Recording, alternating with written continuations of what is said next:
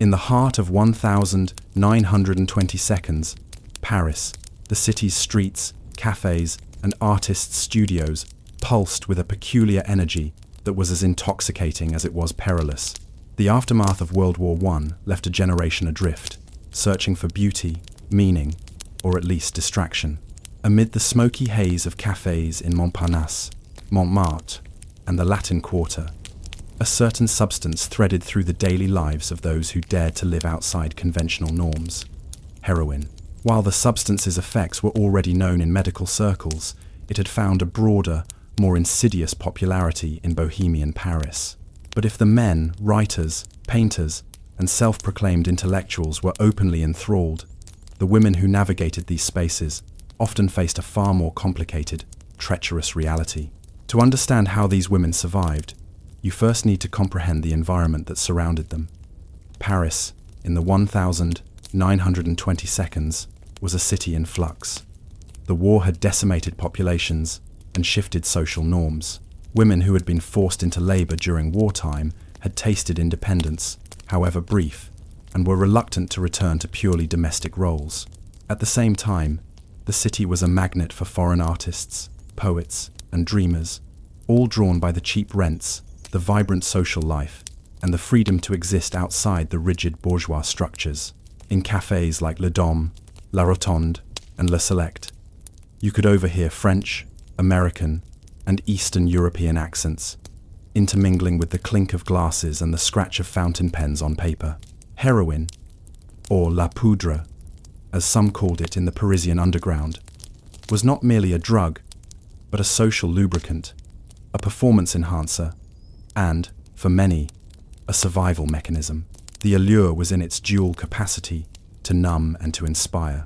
Men, particularly artists and writers, often romanticized their use. They claimed it heightened sensitivity, improved focus on the creative act, and aligned with their existential quest for authenticity. For women, however, engagement with heroin, whether as users or as companions to users, required subtlety, strategy, and sometimes outright deception. The dangers were omnipresent: legal, social, and personal. Parisian law treated drug use as criminal, though enforcement was uneven. More perilous still were the men who used heroin in excess, whose moods and behavior could shift unpredictably under its influence. Women who remained sober had to navigate these men without succumbing to manipulation or violence. Survival began with observation. Many women learned quickly to recognize the telltale signs of heroin use: the slackened gaze, the slightly tremulous hands, the particular rhythm of speech that betrayed dependency. Some, particularly those who worked in cafes or as companions to artists, became experts in managing interactions. They learned to negotiate favor and safety, often using wit, charm, or practical assistance to maintain a position that allowed them independence. A woman might, for instance, keep a supply of clean syringes, or discreetly remove paraphernalia to reduce risks. Others built networks of mutual support, sharing information about the most volatile individuals, or locating trustworthy sources for food, lodging, or medical attention. Economic survival was another crucial aspect. While some women could rely on personal wealth or family support, most had to navigate a precarious economy of small jobs, modeling sessions, and transactional relationships with patrons. The patron system, men providing financial support in exchange for companionship or artistic collaboration, was often fraught, but it offered a lifeline. Women had to carefully balance dependence with self-preservation. Accepting money might secure meals and rent, but it could also deepen entanglement with a man whose life was unraveling under addiction. In many ways, the financial calculations were as important as the social and medical ones. Health management was another silent struggle. Heroin users, male or female, often suffered from malnutrition, infections, and withdrawal symptoms. Women who abstained had to develop strategies for maintaining their own health while caring, partially or fully, for others. Knowledge of basic medicine, hygiene, and diet became practical tools of survival. Some women were skilled in improvisational remedies, soothing herbs, poultices for minor wounds, and the careful balancing of limited rations to maintain energy. Even a minor illness could have cascading effects in such an environment, making everyday choices, what to eat, where to sleep, when to socialize, matters of life and safety. Amid these practical concerns, women also engaged in creative resistance. Writing, painting, and music offered a psychological refuge from the chaos of a drug-permeated environment. Journals, sketches, and letters became more than artistic outlets. They were tools for self-preservation, a method to maintain identity in a world that often sought to erase it. In some cases, these women became chroniclers of their milieu, documenting the daily rhythms, the struggles, and the subtle negotiations that enabled survival. Their work was often overlooked, overshadowed by the more publicized exploits of male contemporaries. But it is precisely in these small acts of observation and creation that the true texture of the era's life emerges. A crucial aspect of survival was emotional literacy, the ability to read people, predict behaviors, and anticipate crises. Heroin could induce erratic mood swings, paranoia, or deep lethargy. Women who navigated these spaces successfully often developed an almost uncanny sense of timing. When to engage, when to withdraw, and when to intervene. Emotional intelligence became as vital as physical safety measures or economic calculations. And yet, despite this constant vigilance, the environment was not entirely bleak. Moments of camaraderie, artistic collaboration, and fleeting joy punctuated the daily routine. Cafes hosted impromptu poetry readings. Studios became spaces of shared creativity. The city itself, with its gardens, bridges, and quiet side streets, offered spaces for reflection and escape. Interestingly, some women experimented with heroin themselves, though often cautiously, and not always for recreational purposes. A carefully measured dose could dull pain, anxiety, or insomnia, allowing them to function amid chaos. Unlike many male users, these women tended toward moderation, mindful of the thin line between management and dependency. In private diaries and letters, some reflected on the paradox. A substance that could destroy so easily also offered temporary clarity or relief. They navigated these experiments with a mix of curiosity, caution, and pragmatism, constantly aware of the potential consequences. The broader societal context also shaped their strategies. Parisian authorities, medical professionals, and journalists often oscillated between fascination and moral panic regarding heroin. Public discourse painted users as decadent or criminal, while medical texts sometimes framed addiction in clinical, detached terms. Women, caught in the crossfire of these narratives, had to reconcile their own lived experience with competing external perceptions. They learned to operate in shadows, to employ discretion in all interactions, and to craft identities that could survive scrutiny from multiple angles: police, patrons, neighbors, and peers. As months and years passed, many women found themselves developing a layered understanding of the human condition. They witnessed the extremes of despair and creativity, self-destruction and ingenuity, dependency and autonomy. These lessons were not theoretical. They were lived.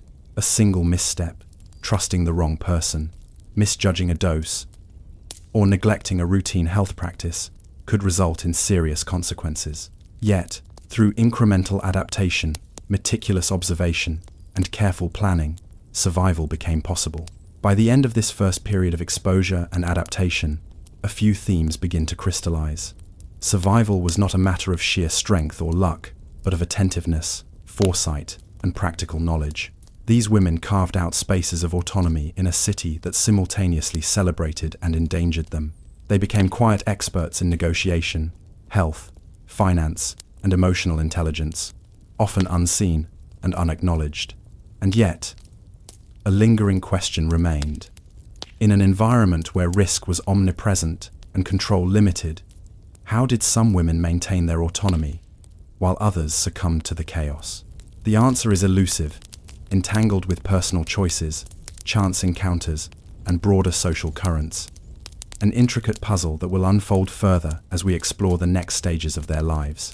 As the 1,920 seconds unfolded, the initial novelty of Bohemian life in Paris gave way to more sustained rhythms of survival, strategy, and quiet endurance.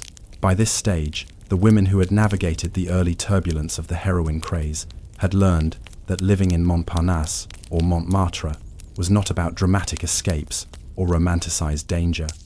It was about constant, low-level vigilance.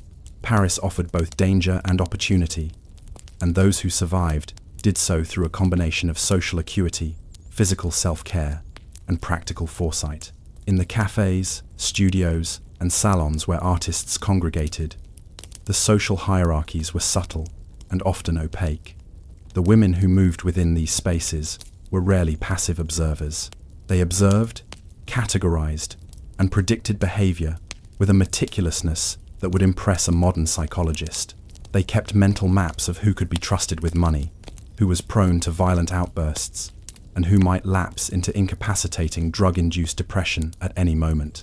These mental maps were crucial for survival. For instance, consider the experience of Marguerite, a 6-year-old painter's model living in a cramped attic in Montparnasse. Her day began early, before the cafes opened, with a careful inspection of her lodgings. Windows were checked, locks tested, and neighbors discreetly observed for unusual activity. Marguerite had learned that petty theft, while rarely sensationalized, was commonplace among those who lived on the margins. Her heroin-addicted acquaintances occasionally vanished for days, leaving debts unpaid or rooms trashed. Her strategy was simple: maintain order where she could, avoid unnecessary risks, and cultivate a small, reliable network of allies. Alliances between women were one of the more understated mechanisms of survival. Women often relied on one another for information, emotional support, and occasional financial aid. If one woman identified a particularly volatile male artist, or a supplier whose products were adulterated, she would discreetly pass along the warning. These networks were informal but remarkably effective. In some cases, they extended across neighborhoods, connecting women in Montparnasse with those in the Latin Quarter, or even the outskirts of Paris. The ability to communicate discreetly about danger was essential in a world where a single lapse could result in violence, theft, or accidental overdose. Financial survival remained a constant concern. Many women held multiple, precarious positions simultaneously, modeling for painters, assisting in cafes, selling sketches or embroidery, or performing as musicians in dimly lit clubs. Income was never stable, and the cost of living, while low relative to the wealthy bourgeoisie, could be crushing in the long term. Marguerite, like many others, had to plan months in advance, rationing money for rent, food, and the occasional small luxury, such as a book or a cafe visit. Strategic partnerships with male patrons were sometimes necessary, but these were navigated with care. A patron could provide short-term stability, but overdependence risked manipulation or entrapment. Health management continued to be a paramount concern. Heroin was only one hazard. Infectious diseases, malnutrition, and poor sanitation were constant threats. Women who abstained from drugs often found themselves acting as caregivers to those who did not. Marguerite's roommate, Louise, a writer experimenting with heroin, required attention during withdrawal periods. Marguerite became adept at managing small crises, monitoring hydration, preparing nourishing soups, and improvising remedies for nausea or insomnia. The effort required constant vigilance, as withdrawal symptoms could flare unpredictably, and even minor infections could escalate quickly in their cramped living conditions. Interestingly, the women of this milieu developed what might be called temporal mastery, an acute awareness of time as a survival tool. Knowing when to visit certain cafes, when to approach specific individuals, and when to retreat to the safety of private space allowed them to navigate their world with remarkable precision. For example, mornings often belonged to errands, shopping for groceries, and preparing meals. Afternoons were reserved for modeling sessions or small domestic tasks. Evenings, when the cafes and clubs filled with intoxicated men, required careful navigation. Marguerite learned to avoid certain cafes on particular nights, a decision informed by observation, gossip, and personal experience. Emotional resilience was equally critical. The psychological strain of constant vigilance could be exhausting, yet many women cultivated strategies to maintain mental balance. Journaling, sketching, and music served as both creative outlets and coping mechanisms. Marguerite's sketches often depicted the minutiae of café life. The way a chair, tilted under a man, slouched with a cigarette, the slackened hands of someone in withdrawal, or the careful posture of another woman discreetly observing. These details, seemingly trivial, were exercises in both artistic discipline and personal strategy, capturing the environment with precision while training the mind to anticipate danger. Sexual politics also played a significant role in survival. In the Bohemian milieu, casual relationships were common, but the stakes were high. A momentary lapse in judgment, trusting the wrong man, misreading intentions, or mismanaging intimacy could lead to financial exploitation, exposure to disease, or violence. Women often used their social intelligence to manage these interactions. Charm, strategic withdrawal, and careful negotiation became tools as essential as locks on doors or clean water. Marguerite developed what she referred to in her private diary as the art of measured attention, knowing exactly how much emotional energy to expend in each interaction to maximize safety and minimize vulnerability. Despite the dangers, the environment fostered unexpected forms of empowerment. Women who survived learned to maneuver in spaces that were nominally male-dominated, gaining skills in diplomacy, crisis management, and emotional literacy. Marguerite, over several years, became an unofficial mentor to younger women arriving from provincial towns or abroad. She taught them to recognize patterns of behavior, assess risk, and prioritize self-preservation without entirely abandoning the social or artistic engagement that defined their lives. The mentorship was subtle but critical, creating a generational thread of resilience that rarely appeared in historical records but shaped survival across the community. Another layer of complexity arose from the interaction between legality and clandestine behavior. Police presence in the cafes and streets was sporadic but unpredictable. Heroin was illegal, yet enforcement often depended on social status, nationality, or visibility. Women learned to navigate this ambiguity carefully. They carried forged prescriptions, memorized alternative routes, and sometimes acted as intermediaries between authorities and patrons to reduce scrutiny. Marguerite's awareness of police schedules, cafe inspections, and neighborhood gossip allowed her to avoid unnecessary risk. In effect, survival required a sophisticated understanding of the intersection between social networks, legal oversight, and personal discretion. Beyond the immediate social and physical dangers, there was an underlying existential tension. The heroine craze was not merely a social phenomenon, but a reflection of the city's post-war psyche. It magnified human vulnerability and desire, and women who moved within this space often wrestled with profound questions about identity, freedom, and morality. Marguerite's diary entries reveal an almost clinical self-examination.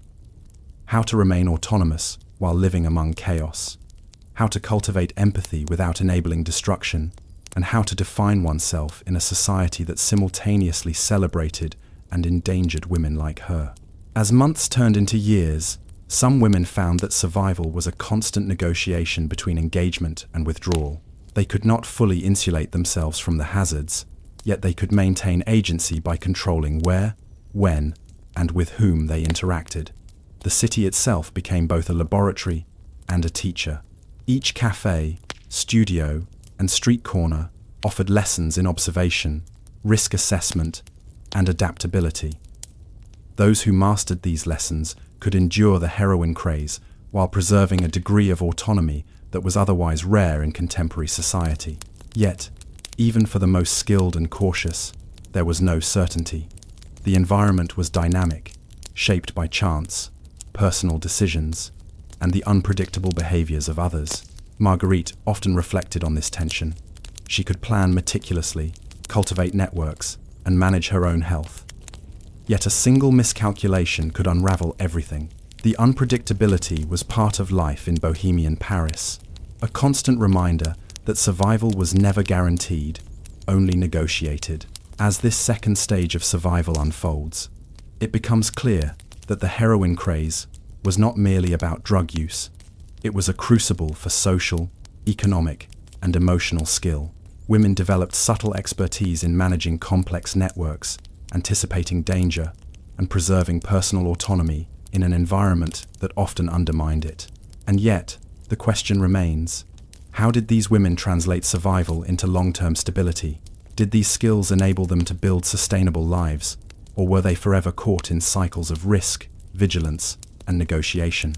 The answers, elusive and contingent, point toward the final phase of the story, where resilience, adaptation, and consequence intersect in ways that reveal both human fragility and ingenuity.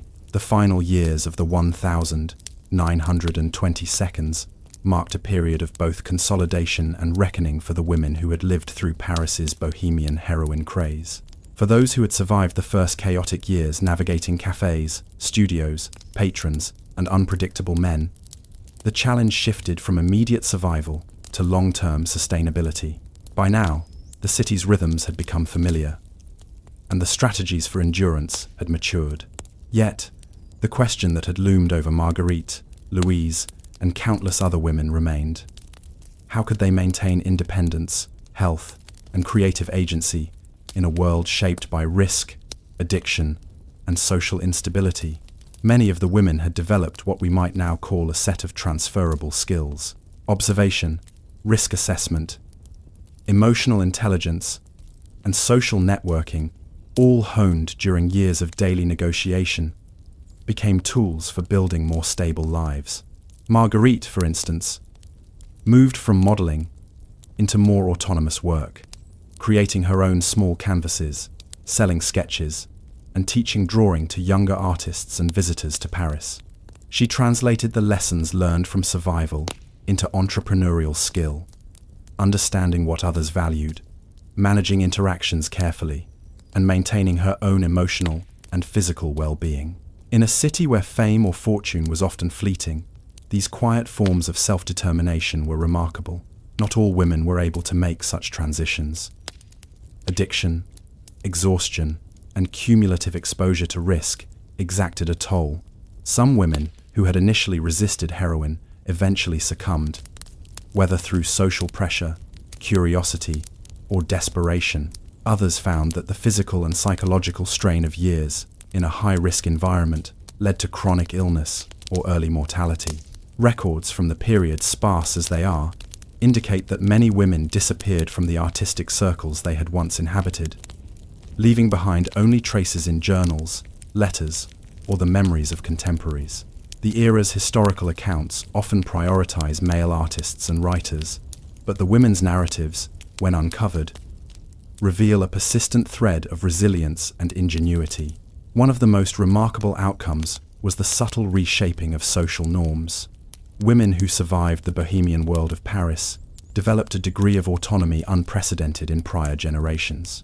They negotiated spaces previously dominated by men, cultivated social and professional networks, and exercised control over their economic and emotional lives.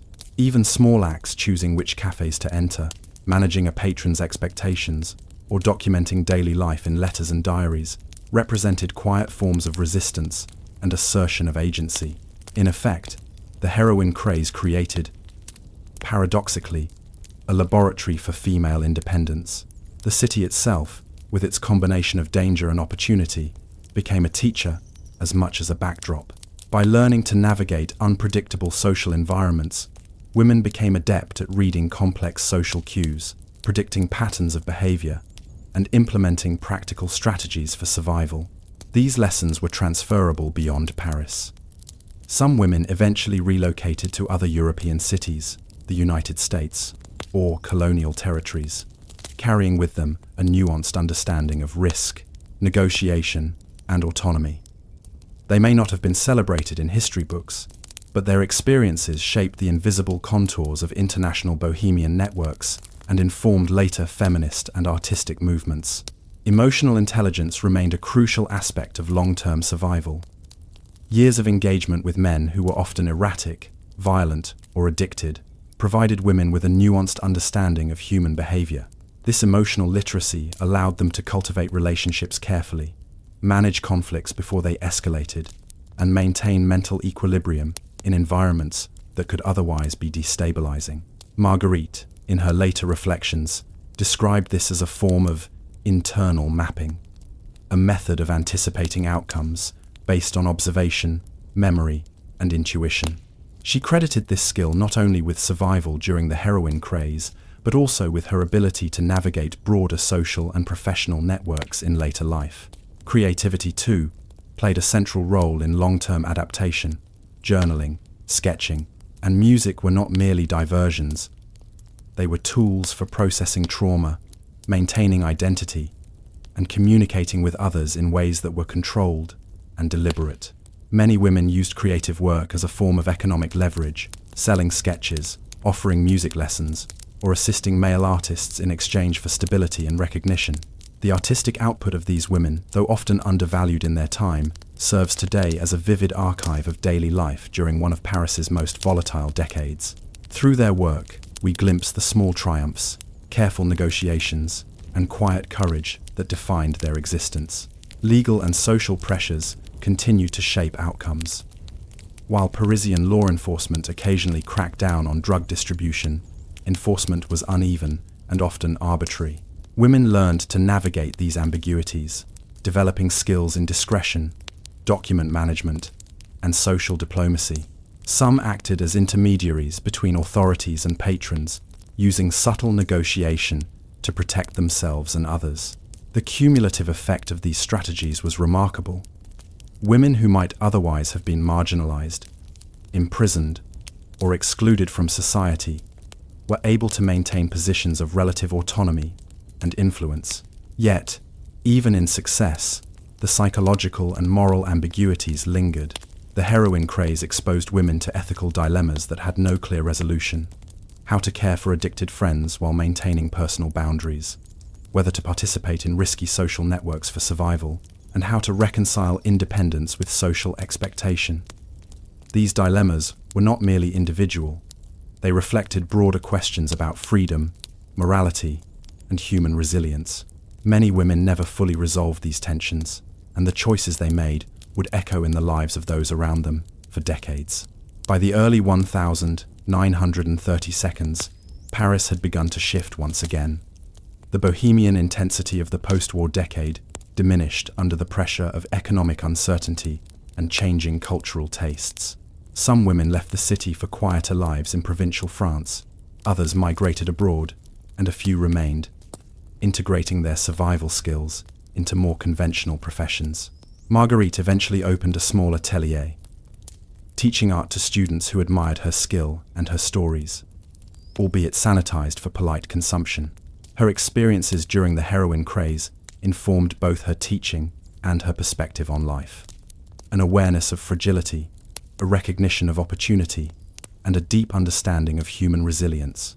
In retrospect, the heroine craze of 1920's Paris was not merely a historical footnote.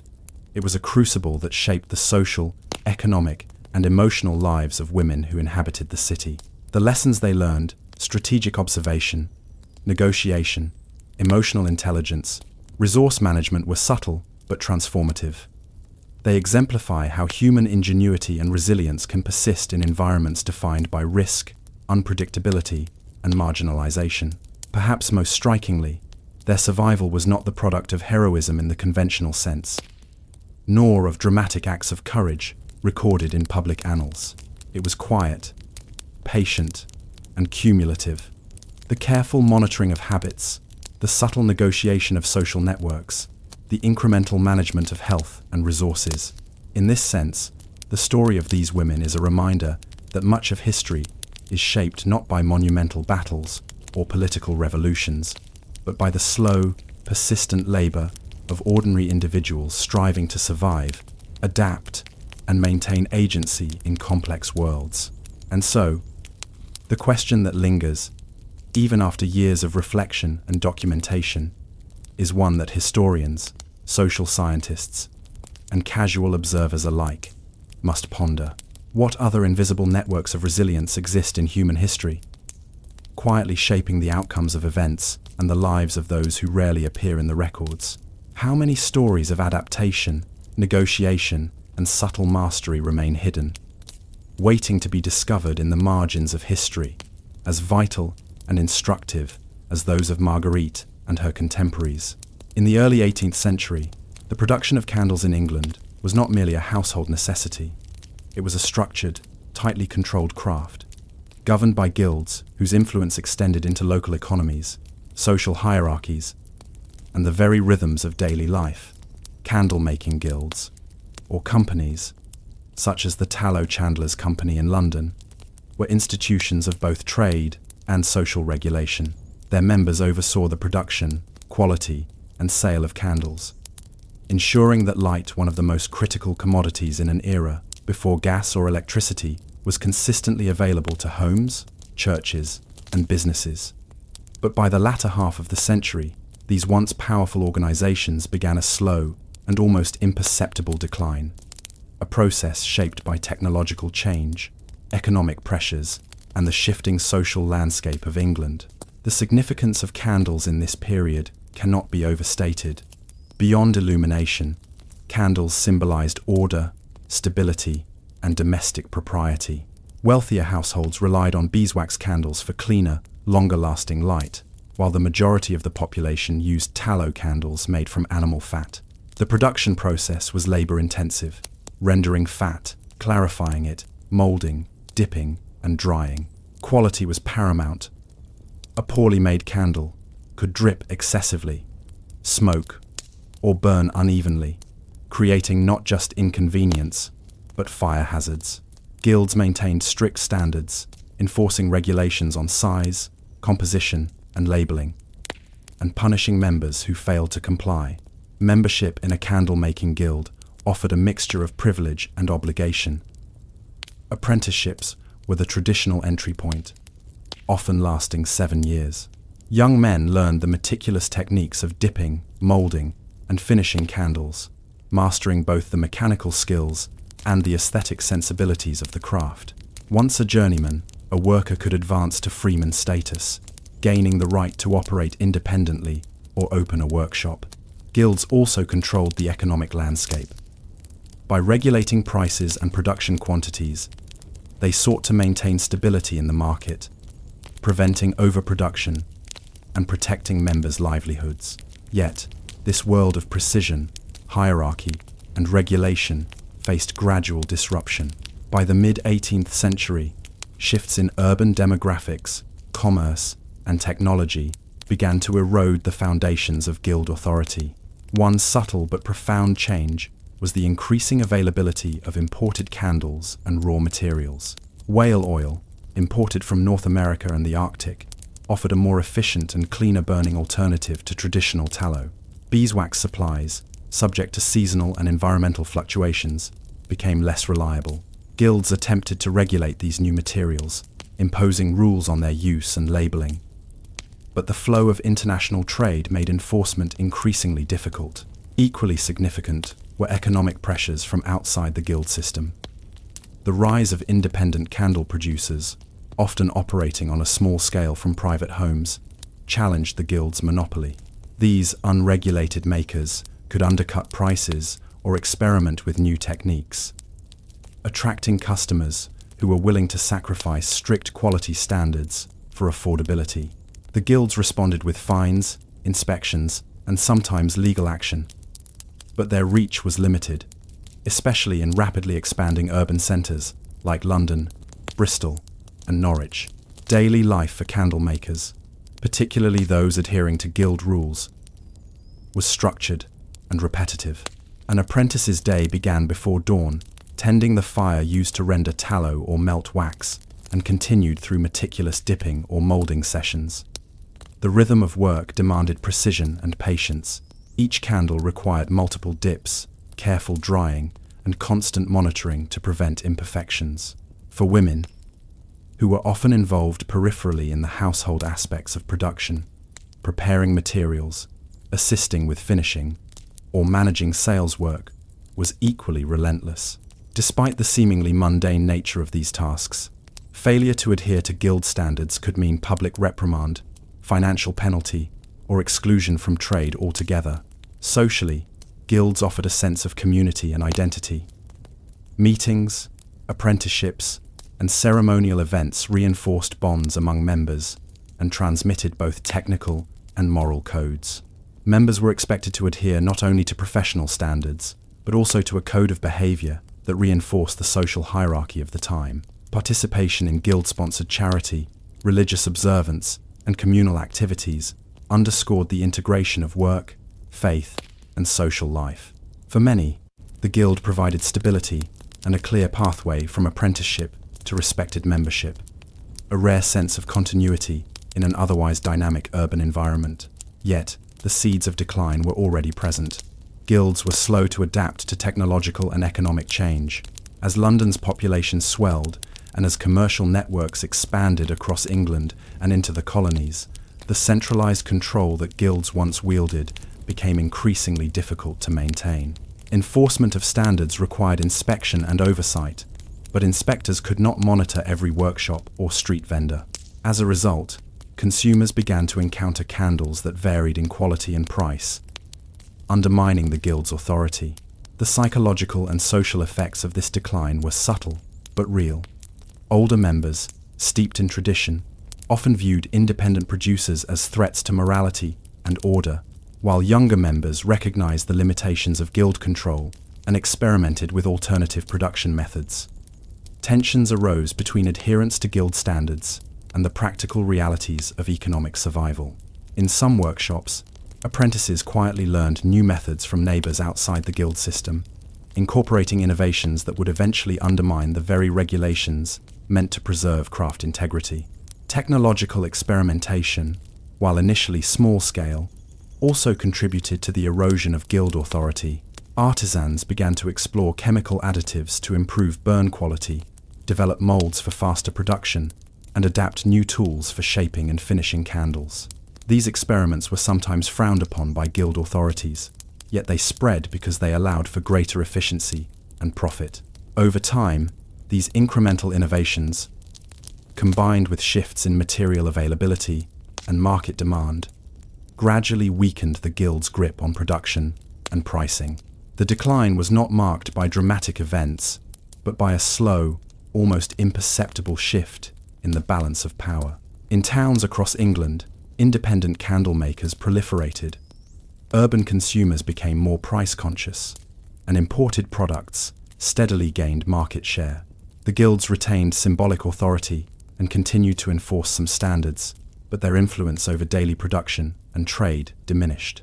The once rigid hierarchical structure softened, giving way to a more fluid, competitive landscape in which skill remained important, but adaptability became equally crucial.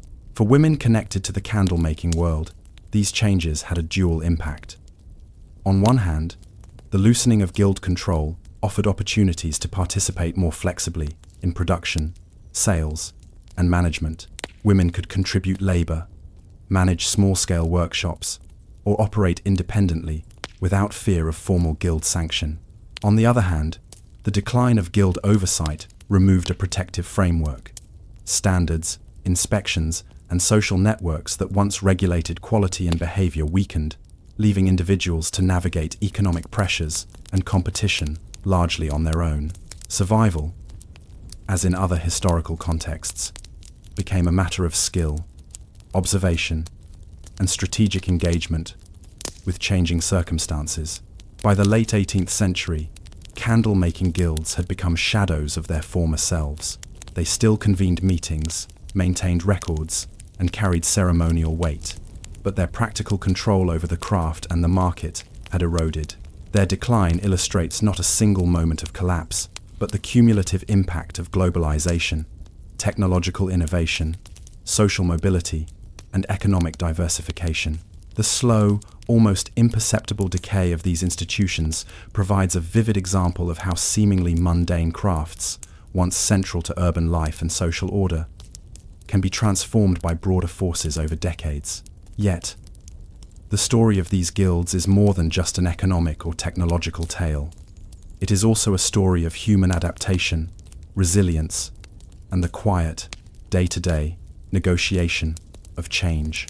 Candle makers, both men and women, navigated shifting expectations, experimented with new methods, and preserved community networks even as institutional authority waned. In the process, they demonstrated a capacity for survival, innovation, and adaptation that mirrors the strategies employed by countless individuals across history when faced with slow, systemic change.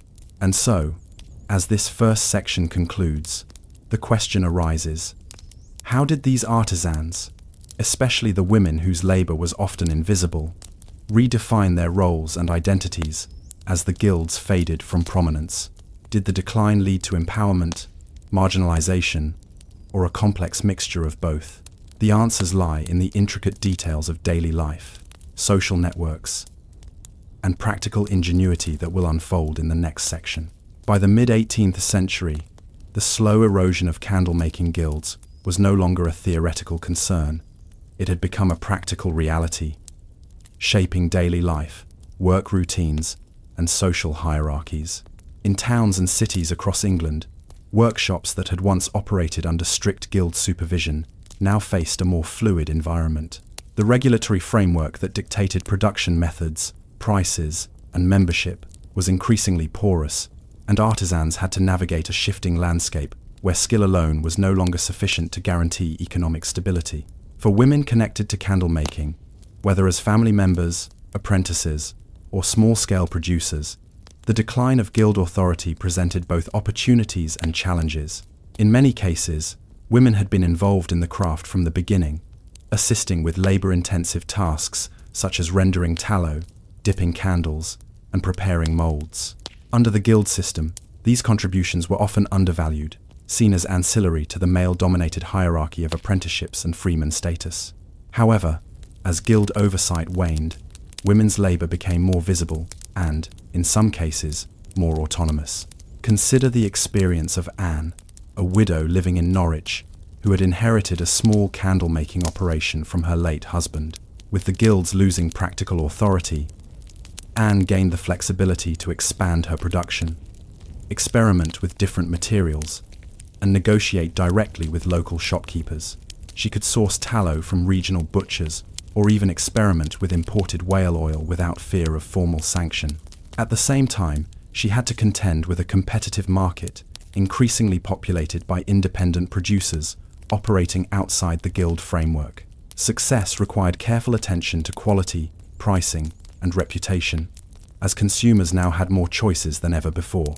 The decline of guild authority also prompted a subtle reshaping of apprenticeship and labor arrangements. Whereas formal apprenticeships had once been rigidly controlled by guilds, many workshops began to operate informally, taking on young workers without formal contracts or inspections. This allowed women to participate as instructors, managers, or overseers, particularly in smaller, family-run operations. They could guide the labor process, enforce internal standards, and ensure product quality, even as formal guild oversight weakened. These arrangements blurred traditional gender roles, granting women a degree of authority that would have been difficult to achieve within the guild system. Economic pressures remained a constant concern.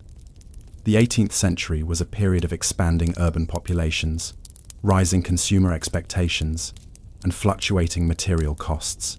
For candle makers, controlling quality and ensuring profitability required careful resource management. Tallow and beeswax were still widely used, but imports of spermaceti and whale oil offered competitive alternatives. Women like Anne learned to balance cost, availability, and consumer preference, experimenting with blends of materials to produce candles that burned cleaner, longer, and with less smoke. These incremental innovations allowed small producers to carve out niches in the market, gradually eroding the guild's once dominant position. In addition to material and economic considerations, social networking became a critical survival tool. With guild structures no longer enforcing community standards or facilitating connections, women relied on informal networks to access raw materials, distribute products, and gather intelligence about competitors.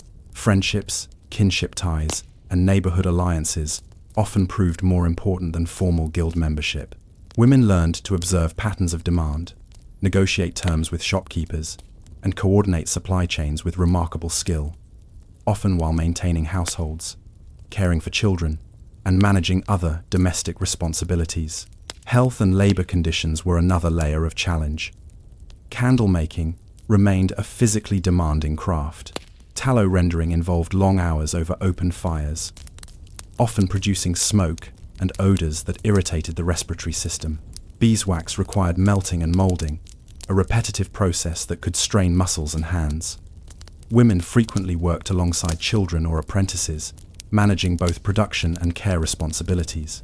With the decline of guild oversight, safety and quality standards were increasingly self-enforced, demanding vigilance, experience, and adaptive problem-solving. Technological experimentation became increasingly significant during this period. Without strict guild mandates, artisans, male and female alike, explored new techniques and tools. Anne, for example, experimented with molds that allowed multiple candles to be formed simultaneously, reducing labor intensity and increasing output. She also adopted innovative methods for clarifying tallow, producing candles with less smoke and odor. Such small-scale innovations, when accumulated across dozens of workshops, gradually transformed production practices throughout the region. The guild's insistence on standardization had once suppressed experimentation. Their decline enabled a subtle but profound evolution in candle-making technology. Yet, the transition was not without tension. Older, guild-trained artisans often viewed these changes as a threat to tradition and quality. They criticized independent producers for compromising standards, arguing that the rise of cheaper, mass-produced candles threatened both safety and reputation. Women who participated in these innovations had to navigate social disapproval while maintaining credibility in the marketplace. Balancing tradition and innovation became a central challenge, requiring a combination of skill, persuasion, and practical demonstration of results. The decline of guilds also influenced consumer culture. With multiple independent producers competing for attention, buyers became more discerning. Markets developed subtle hierarchies of preference, rewarding cleaner burning, longer-lasting candles, or those that smelled less offensive. Women producers who could interpret these consumer signals effectively gained a competitive edge. Success depended not on adherence to formal guild rules, but on attentiveness, adaptability, and the ability to communicate quality and value to a skeptical public. Interestingly, this period reveals the often overlooked agency of women in sustaining economic life. Without the formal structures of the guilds, women became crucial intermediaries between production and consumption. They negotiated terms with shopkeepers, supervised apprentices, managed resources, and ensured that products met the evolving expectations of urban households. In doing so, they transformed what had once been marginal, supportive roles into positions of practical authority and influence. By the late 18th century, the candle-making landscape had shifted dramatically.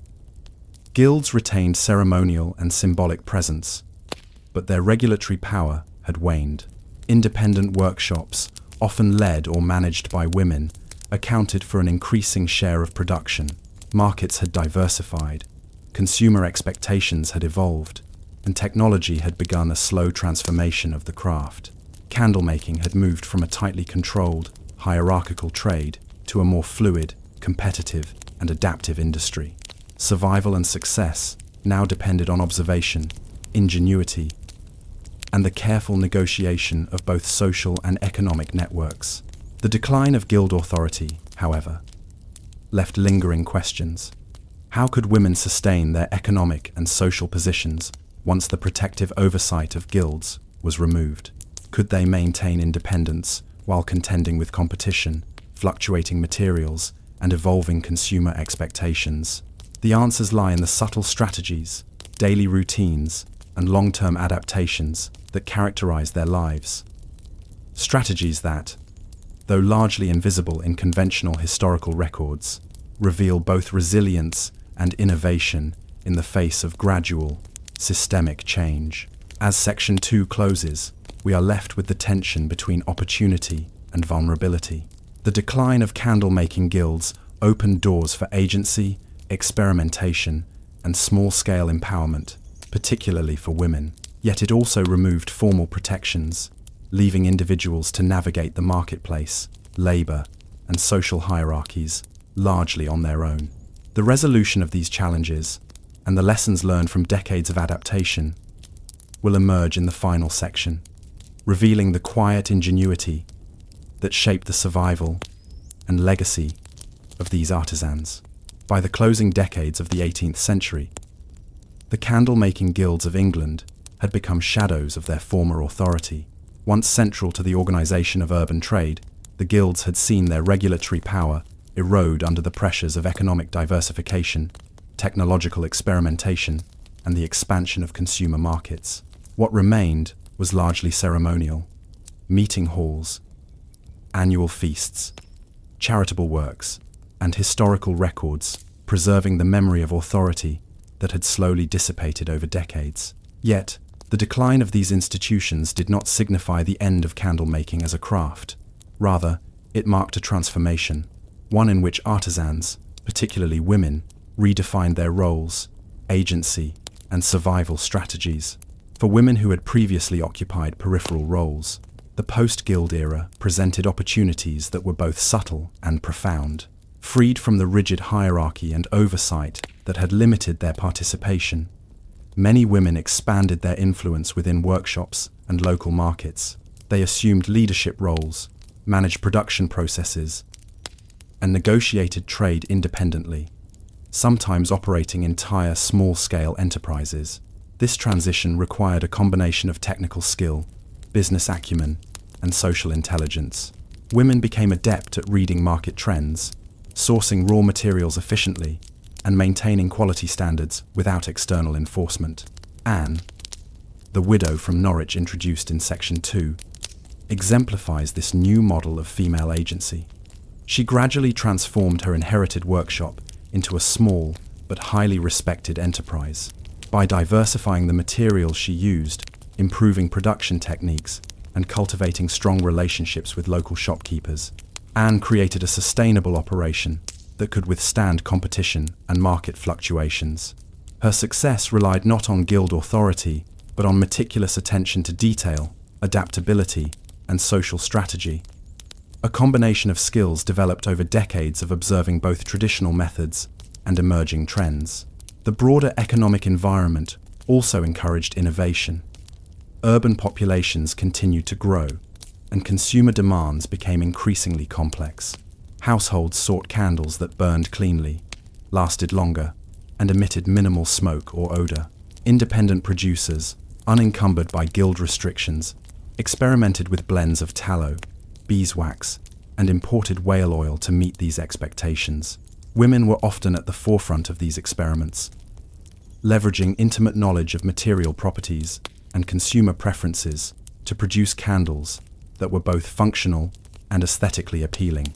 In this way, they shaped the evolution of the craft, quietly asserting influence over a trade that had once been dominated by men and institutional authority. The transition also brought challenges. Without guild oversight, artisans were exposed to heightened competition, fluctuating material costs, and the demands of an increasingly discerning public. Success required constant vigilance, resourcefulness, and adaptability. Women like Anne balanced these demands alongside domestic responsibilities, managing households, caring for children, and supervising apprentices. Their labor extended beyond mere production. It encompassed management, negotiation, and the cultivation of social and economic networks. Survival and prosperity were therefore intertwined with ingenuity, emotional intelligence, and strategic planning. Health and safety continued to be an ongoing concern. Rendering tallow, melting wax, and working over open fires presented physical hazards, and with guild-enforced standards diminished, artisans had to rely on their own knowledge and experience to maintain safe and efficient production practices. Women, who frequently played supervisory and hands-on roles, became informal safety managers, developing techniques to minimize smoke, prevent fire, and ensure consistent quality. In effect, they inherited some of the protective functions previously administered by the guilds, translating institutional authority into personal expertise. The social implications of the guild's decline were equally significant. Guild membership had once conferred status, legitimacy, and access to protective networks. As these structures weakened, women who had previously been invisible within the guild hierarchy stepped into more public and influential roles. By managing workshops, negotiating with merchants, and mentoring apprentices, they asserted authority that was practical rather than ceremonial. While the decline of guilds represented a loss of formal protections, it also created space for women to exercise agency in ways that had previously been constrained. Perhaps the most enduring impact of this period was the cultivation of resilience and adaptability. Artisans, particularly women, developed sophisticated strategies for navigating uncertainty, balancing competing demands, and sustaining production in a competitive, evolving market. These strategies were largely invisible in official records, overshadowed by the symbolic authority of the guilds, yet they were central to the continued viability of the craft. The decline of guilds illustrates that history is not only shaped by institutions and formal authority, but also by the quiet, persistent labor of individuals responding to change. By the turn of the 19th century, candlemaking had become a more flexible and dynamic trade. Guilds still existed, but their role was largely ceremonial or symbolic. Independent workshops and family-run enterprises flourished, guided by practical skill, market knowledge, and social acumen. Women, who had often been relegated to supporting roles under guild oversight, had emerged as key players, shaping both production methods and market dynamics. Their contributions, while often overlooked in historical narratives, were essential to the survival and evolution of candlemaking during this transformative period. The story of the candlemaking guild's decline offers a broader lesson about human adaptation. Institutional authority can wane, markets can shift, and technologies can evolve, yet individuals through observation, skill, and ingenuity find ways to endure and thrive. The women of this era exemplify this principle, navigating uncertainty with strategic intelligence, labor discipline, and creative problem-solving. Their survival was neither dramatic nor celebrated in contemporary accounts, yet it demonstrates the quiet power of adaptability and resourcefulness in shaping both personal and collective history. And so, as we reflect on this long, slow decline, a lingering question emerges. How many other crafts, institutions, or social systems throughout history have experienced similar quiet transformations, with ordinary individuals often overlooked driving survival, innovation, and adaptation in ways that ultimately reshape society?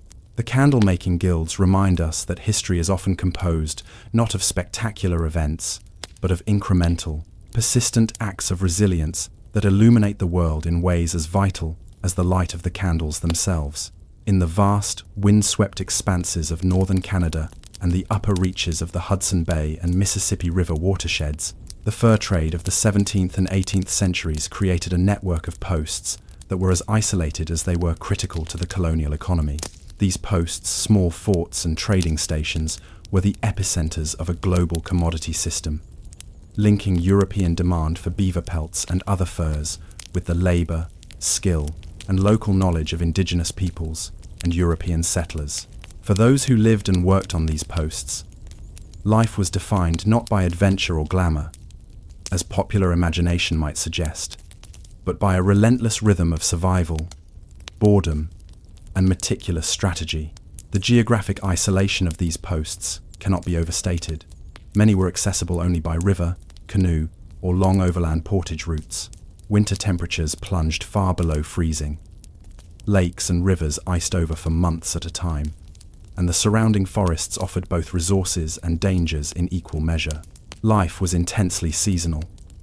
The brief northern summers brought a rush of activity, from trapping and fishing to repairing structures and preparing goods for shipment, while the long winters demanded endurance, careful rationing, and mental fortitude to endure confinement and monotony. The inhabitants of these posts formed small, tightly bound communities. European traders, often representing companies like the Hudson's Bay Company or the Northwest Company, lived alongside indigenous guides, trappers, and laborers who were indispensable to the enterprise. Hierarchies were clear. The factor or post manager controlled trade, inventory, and negotiation with indigenous partners. Clerks maintained meticulous records of goods, transactions, and accounts, while laborers and trappers executed the physically demanding tasks necessary to sustain the post. Yet, these hierarchies were flexible in practice. Survival often depended on cooperation, shared skill, and the willingness to adapt to the unpredictable northern environment.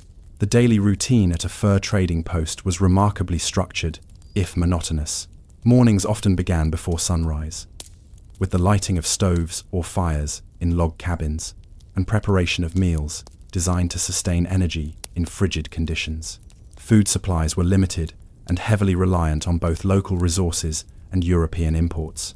Staples included salted pork or fish, hardtack, beans, and occasionally flour or dried fruits shipped from southern ports.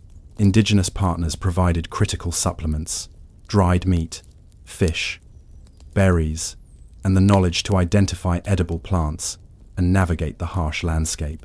Preparing and preserving food was labor-intensive, as spoilage could mean illness or even death during long winter months. Physical labor dominated life outside of domestic chores. Trapping and hunting were central, not only for trade, but for subsistence. Trappers maintained detailed knowledge of animal behaviors, migration patterns, and environmental conditions, adjusting techniques with precision to avoid waste or injury. Trapping in winter required skill and endurance. Snowshoeing across frozen rivers, setting traps in sub-zero temperatures, and transporting pelts and supplies across difficult terrain. The work was repetitive and exacting, and the margin for error was small. A misjudged trap or a poorly timed expedition could result in lost income, malnourishment, or severe frostbite. Boredom, surprisingly, was as pervasive as physical danger. In the long winter months, days were short, sunlight limited, and outdoor activity constrained by extreme cold. Inhabitants of the posts developed a range of strategies to occupy themselves: reading and writing letters, mending clothing and equipment, storytelling, and occasional games. Journals and ledgers provided not only functional record-keeping, but also mental engagement, as clerks and factors meticulously documented every trade, shipment, and financial transaction. The monotony demanded creativity in small matters: carving, repairing tools, or learning new skills. Psychological endurance was as vital as physical stamina, and individuals developed routines to maintain morale and prevent the creeping despair of isolation. Social dynamics were delicate.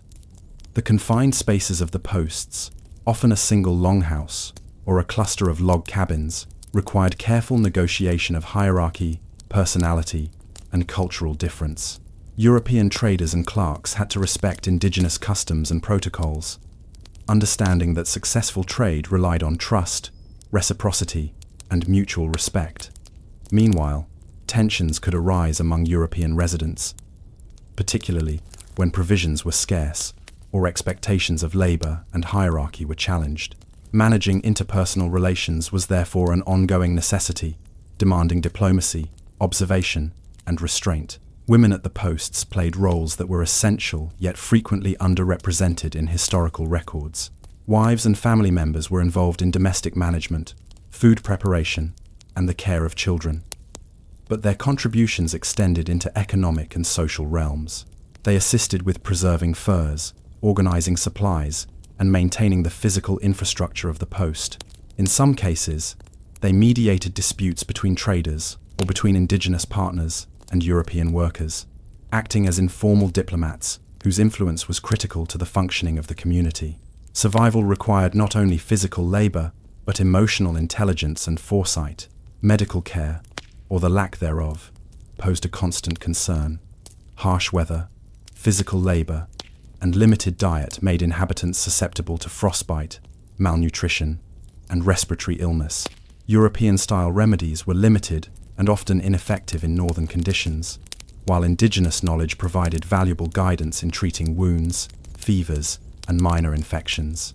The reliance on traditional remedies, coupled with preventative care, maintaining clean living spaces, monitoring food safety, and pacing exertion, was a crucial survival strategy. A single mismanaged injury could become life-threatening when isolation prevented immediate access to advanced care. Trade itself demanded acute attention to detail and strategic thinking. The fur trade operated on strict accounting, with each pelt, item of trade goods, and payment recorded meticulously. European traders needed to understand market preferences in distant cities, London, Paris, or Amsterdam, and adjust their stock accordingly. Indigenous trappers and guides had their own economic strategies, balancing European demand with subsistence needs and social obligations. Successful trade required negotiation, understanding of value, and the ability to maintain relationships over time, sometimes across hundreds of miles of treacherous terrain. Yet even amid the routine and monotony, moments of beauty, reflection, and connection emerged. Northern lights danced across frozen skies, rivers glistened in summer sun, snow muffled the forest into an eerie, contemplative silence. The natural environment, though often harsh, offered spaces for observation, personal reflection, and strategic planning. In diaries, letters, and anecdotal accounts, traders often remarked on the stark contrasts between the drudgery of daily labor and the sublime grandeur of the northern wilderness.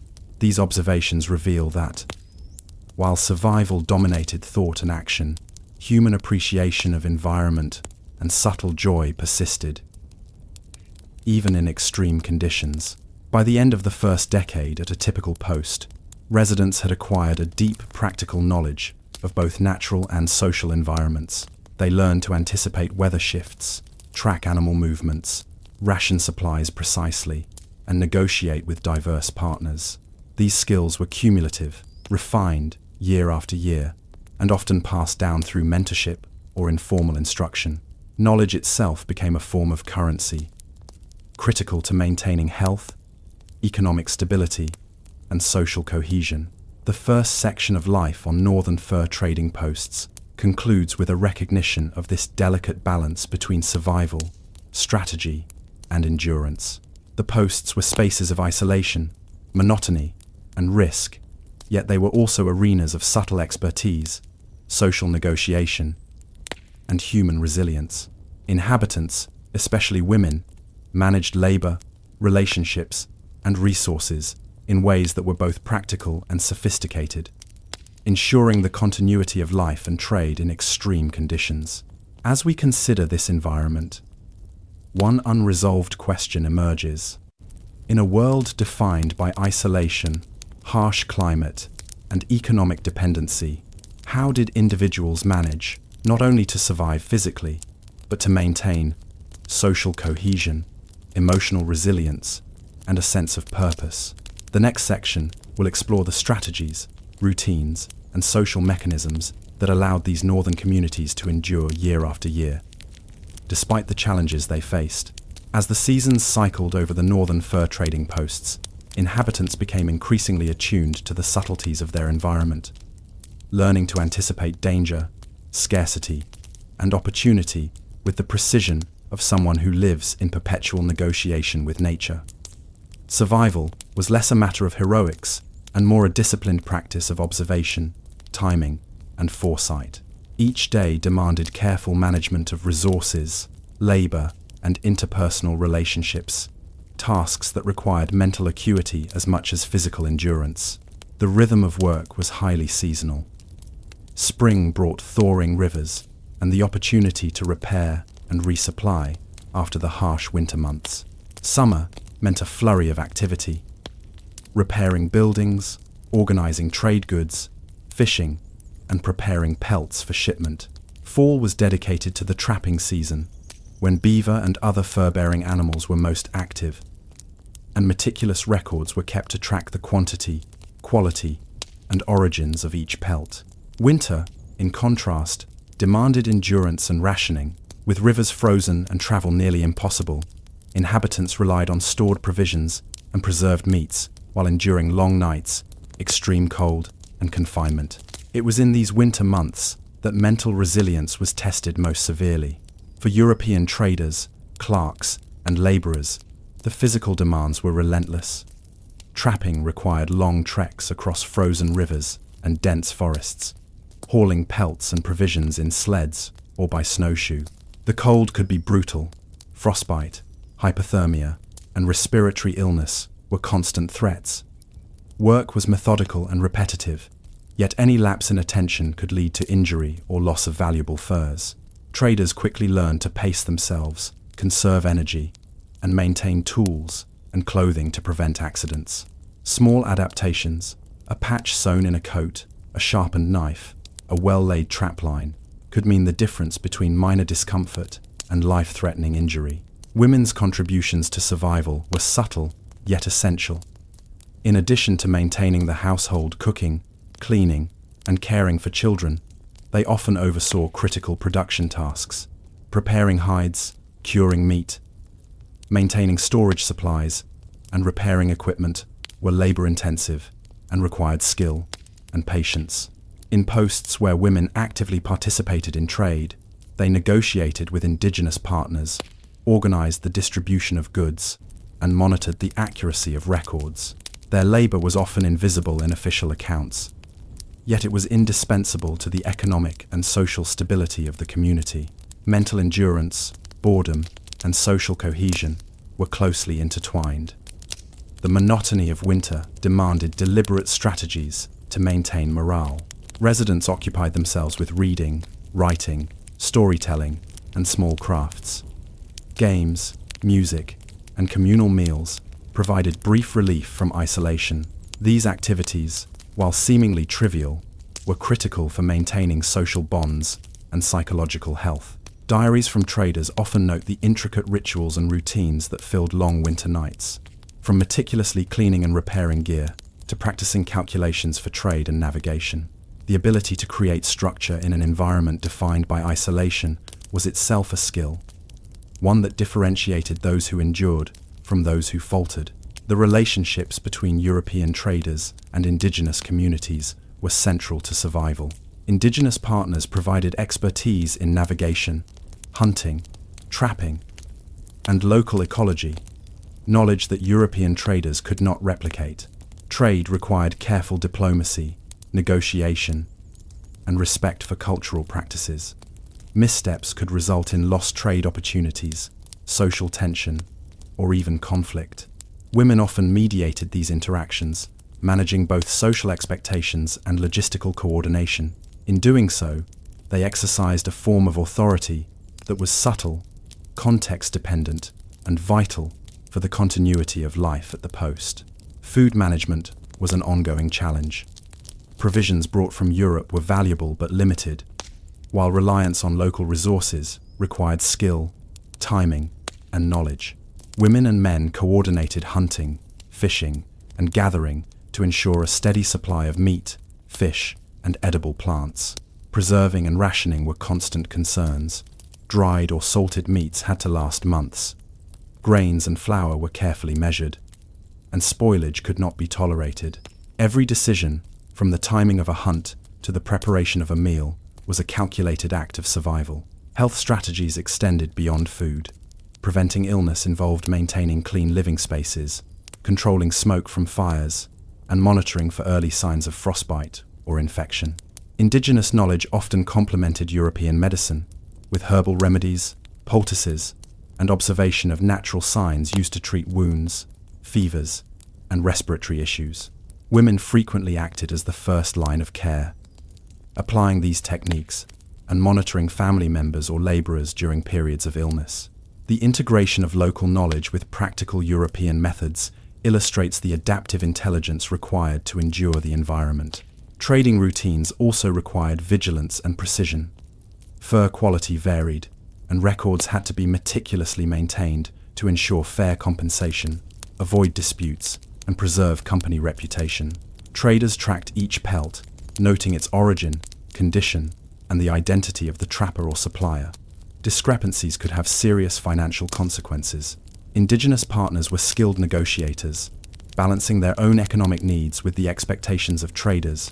Maintaining these relationships required both trust and careful observation of patterns, demonstrating the interplay of social intelligence and economic calculation necessary for success. In addition to routine work, unforeseen challenges were constant. Rivers flooded or froze unexpectedly, fires threatened buildings, and predators lurked nearby. Extreme weather could delay expeditions, spoil supplies, or isolate individuals for days. Residents developed contingency strategies, stockpiling materials, reinforcing shelters, and creating communication systems for emergencies. Survival was not passive. It demanded anticipation, preparation, and constant vigilance, qualities honed over repeated experience and shared knowledge within the community. The combination of physical labor, social negotiation, and mental endurance created a unique rhythm of life. Days were governed by routine, yet punctuated by moments of critical decision-making. When to venture into the forest, how to distribute scarce food, how to maintain morale during weeks of darkness. Women, men, and indigenous partners all played distinct but interconnected roles, with survival dependent on collective skill and individual judgment. The posts functioned as microcosms of adaptation, demonstrating the practical intelligence and resilience humans can exhibit when faced with extreme conditions. By the end of the first few years at a post, residents developed an intuitive understanding of patterns in weather, animal behavior, and social interaction. These insights informed both daily decision-making and long-term strategy. Knowledge itself became a form of power. The ability to anticipate challenges, allocate resources effectively, and maintain harmonious social relationships was as crucial as the physical skills of hunting or trapping. Individuals who failed to cultivate these insights often struggled, while those who did thrived, gradually mastering a delicate balance between work, survival, and social cohesion. Even in the harshest conditions, residents found ways to create meaning and connection. Storytelling, observation of natural phenomena, and careful documentation of events provided intellectual and emotional engagement. The landscape, though forbidding, offered opportunities for reflection and learning. Daily life at a fur trading post was defined by the interplay of survival, monotony, and subtle mastery. A world in which endurance was measured not by dramatic feats, but by consistency, skill, and the ability to anticipate, adapt, and cooperate. As this section concludes, one unresolved question emerges. How did the skills, routines, and networks developed in this extreme environment influence individuals' lives beyond the post? Could the lessons of observation, adaptation, and social intelligence translate into long-term resilience in other contexts? Or did the isolation and monotony leave psychological scars that persisted long after the fur trade ended? The final section will explore these outcomes, tracing the lasting effects of life on the northern frontier. By the late 18th century, the northern fur trading posts had become more than just nodes in a global commodity network. They were environments in which human endurance, observation, and social ingenuity were continuously tested. Residents, European traders, clerks, indigenous partners, and women who managed domestic, economic, and diplomatic tasks had learned to survive, adapt, and sometimes thrive in extreme isolation and harsh environmental conditions. The skills developed in this crucible were not ephemeral. They left lasting imprints on individuals, families, and broader social networks. One of the most striking outcomes was the development of acute observational skills and environmental literacy. Trappers and traders learned to read subtle signs in the terrain, the behavior of animals, and patterns of weather. These observations were essential for planning expeditions, ensuring the safety of parties traveling through frozen rivers and dense forests, and predicting the success of hunting or trapping efforts. Skills honed over months and years of meticulous observation allowed individuals to anticipate challenges, conserve energy, and make decisions that could mean the difference between survival and disaster. Women, though often relegated to domestic and supportive roles in traditional historical accounts, were central to these adaptive strategies. They maintained provisions, prepared hides, coordinated trade, and monitored the health and safety of post inhabitants. In the absence of formal authority or institutional support, women exercised considerable influence over the social and economic functioning of the posts. Their labor extended beyond physical tasks. It encompassed planning, negotiation, and mediation. In effect, women translated the experiential knowledge of post life into practical authority, shaping outcomes that historians have only begun to recognize. Mental resilience, cultivated through long winters and repetitive labor, was another key legacy. Isolation demanded strategies for coping with boredom, monotony, and emotional strain. Storytelling, games, journaling, and crafts were not merely diversions, they were tools for maintaining psychological equilibrium. Residents developed routines that balanced work, reflection, and recreation, creating a structured environment in which attention to detail and mental focus could be sustained. The ability to endure psychological stress without formal social support illustrates the subtle but critical forms of human adaptation that defined life at these posts. Trade, the central purpose of these posts, was both an economic activity and a social practice. Indigenous partners were essential collaborators, providing knowledge, labor, and negotiation skills that European traders could not replicate. Women's involvement in trade, organizing goods, assisting with transactions, and managing records was critical to maintaining trust and efficiency. Through these interactions, residents cultivated a nuanced understanding of social dynamics, reciprocity, and cross-cultural negotiation.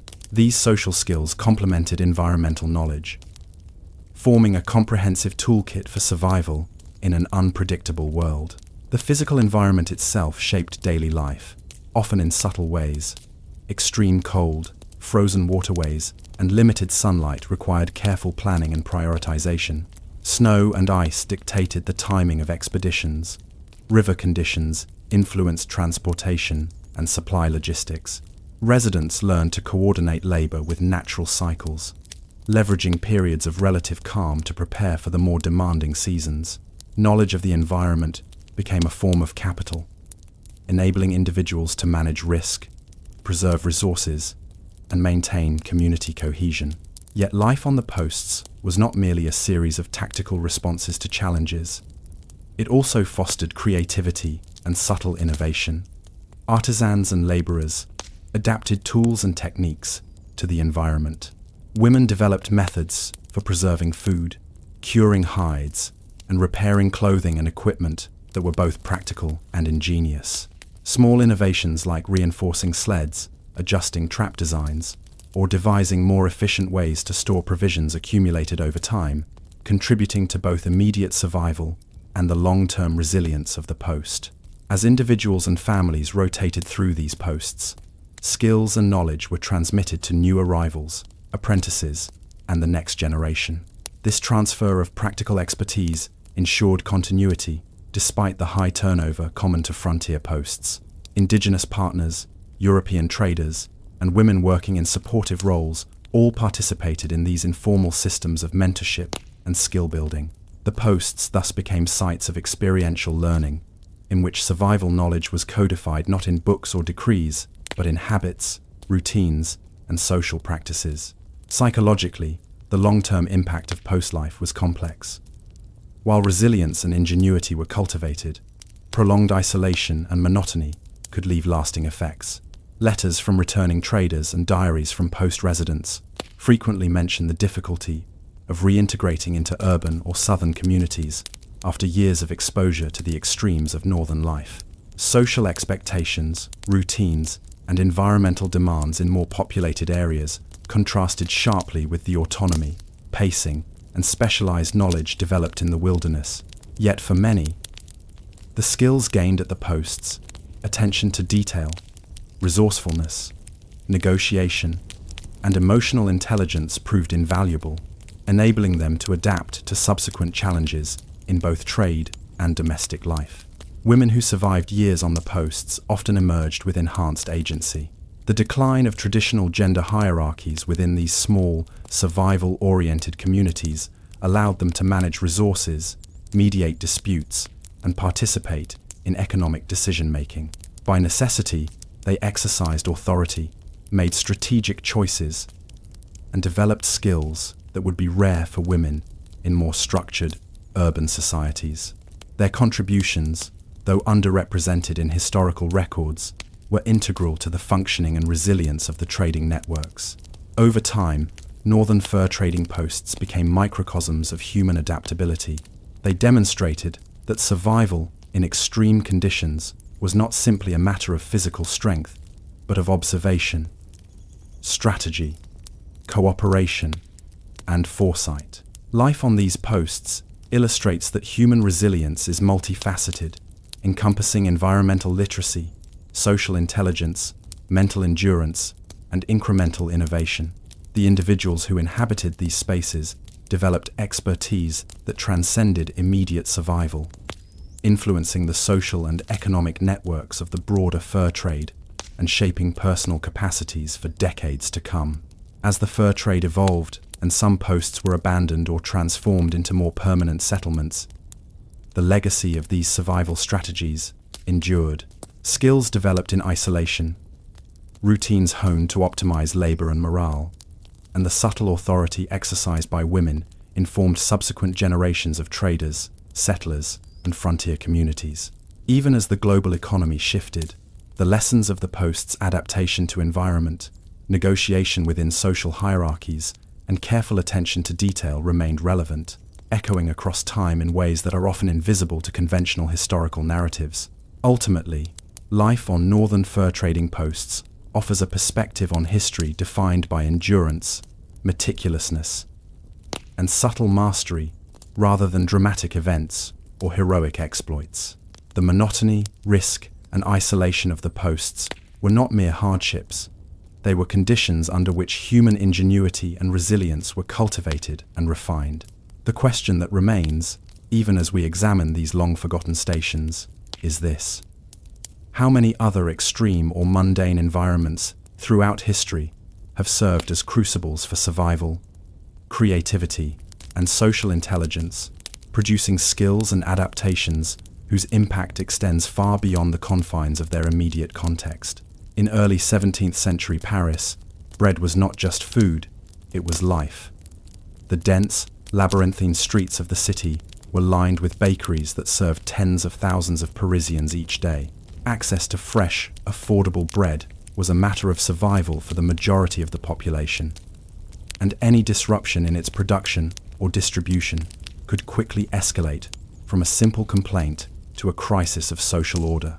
It is within this environment that the bakeries of Paris and the workers who ran them became a flashpoint for unrest, producing a series of revolts that, though largely forgotten today, had profound consequences for urban life, governance, and the regulation of labor. The Parisian baking trade was tightly regulated. Guilds controlled almost every aspect of production, from the sourcing and milling of flour to the shaping, proofing, and baking of loaves.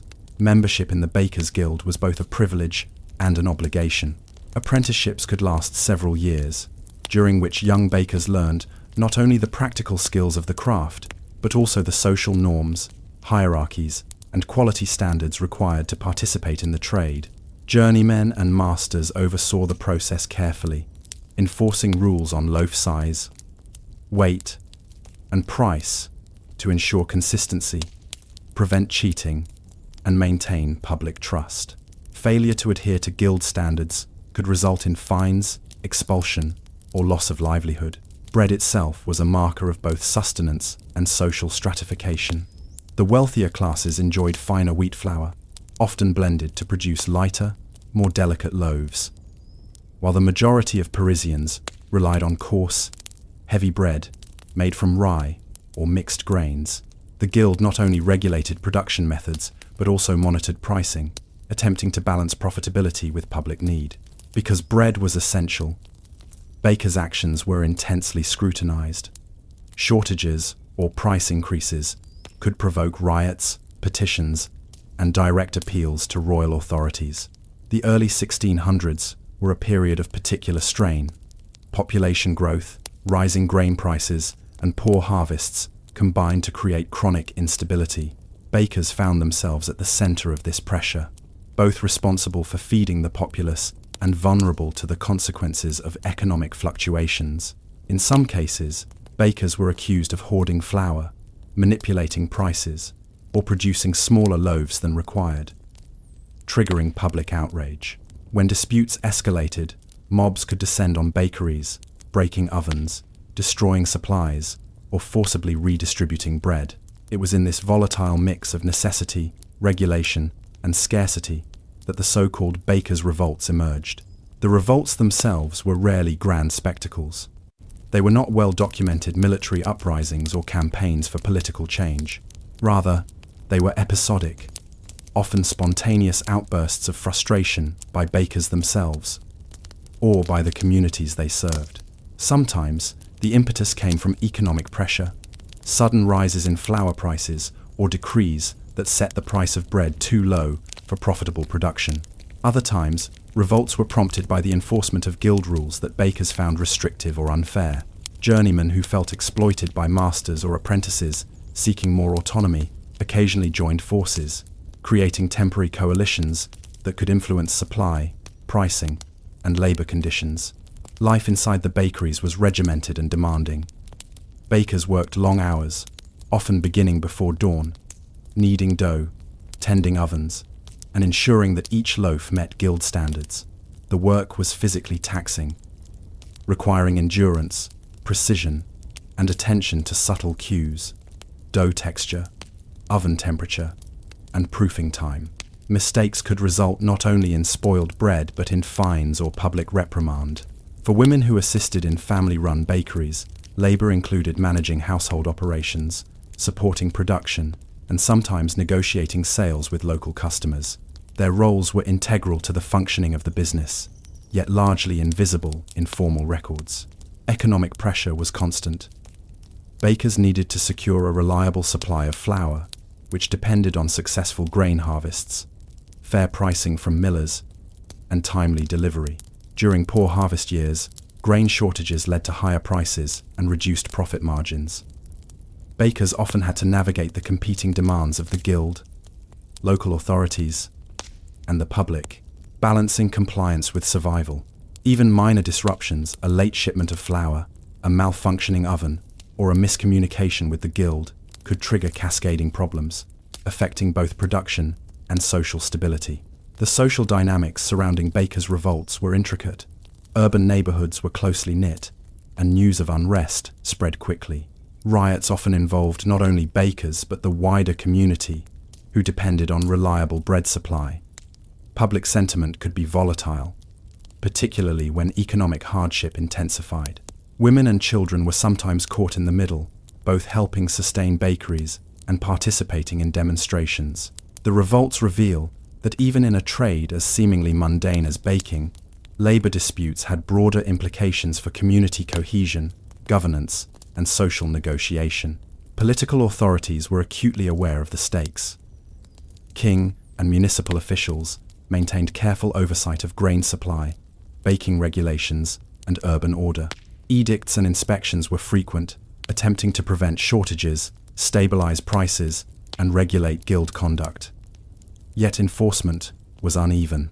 Factors such as local corruption, bureaucratic delay, and the sheer scale of Paris made consistent oversight difficult.